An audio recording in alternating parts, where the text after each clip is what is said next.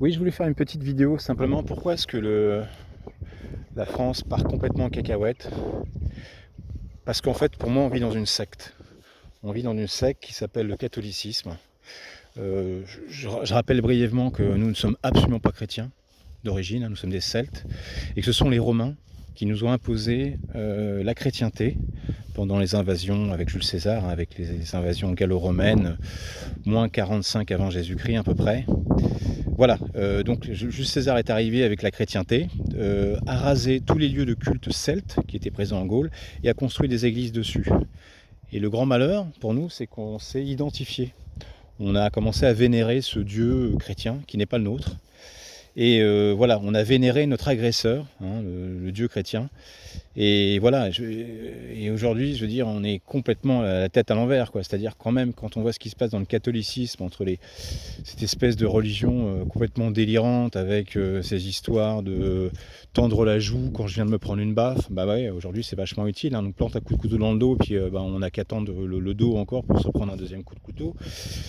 Tendre la joue, l'idéal ce serait de mourir sur la croix comme Jésus. Jésus il est redescendu du ciel, ressuscité. Jésus il marche sur les eaux. Sa mère Marie elle a jamais couché pour avoir Jésus. Enfin plein de trucs délirants comme ça. Et on a commencé à adorer un Dieu qui est complètement délirant, et je pense qu'on est complètement la tête à l'envers. On vit dans une secte.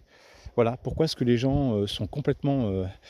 pourquoi est-ce qu'on a l'impression de vivre la tête à l'envers souvent, qu'il y a des décisions délirantes? C'est parce qu'en fait, je pense que la France celte, la Gaule celte, n'a toujours pas compris qu'elle vivait dans une secte. On vit actuellement dans une secte à l'échelle d'un pays, quoi. Voilà, merci. Avec toutes les conséquences que ça a, quoi. Peut-être que dans 200 ans, les gens se diront, mais comment est-ce qu'on a pu vivre dans une secte, quoi? Dans cette secte chrétienne, quoi. Il faut pas s'étonner qu'on prend des décisions délirantes, quoi. Qu'on marche sur la tête, c'est normal. On vit dans une secte, hein. Et puis l'église, elle est encore bien là, hein. Elle est au milieu du village, comme dirait l'autre. Et puis l'église, elle est aussi au milieu de notre tête, hein. Voilà, merci, au revoir. Donc la première chose à faire, c'est vraiment de dégager cette chrétienté. Je pense que l'islam, c'est pire. Je ne vous cache pas non plus, hein. Je ne suis pas non plus en train de dire qu'il faut mettre de l'islam.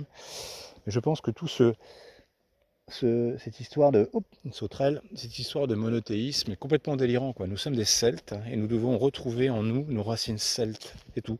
C'est les fondations de la maison. Donc tant qu'on n'a pas retrouvé, on n'aura pas réalisé qu'on est dans une secte à adorer ce Dieu catholique et que nous sommes avant tout des Celtes, je pense que le pays continuera d'aller très mal, quoi. Parce que on est dans une secte, les amis, quoi. Merci.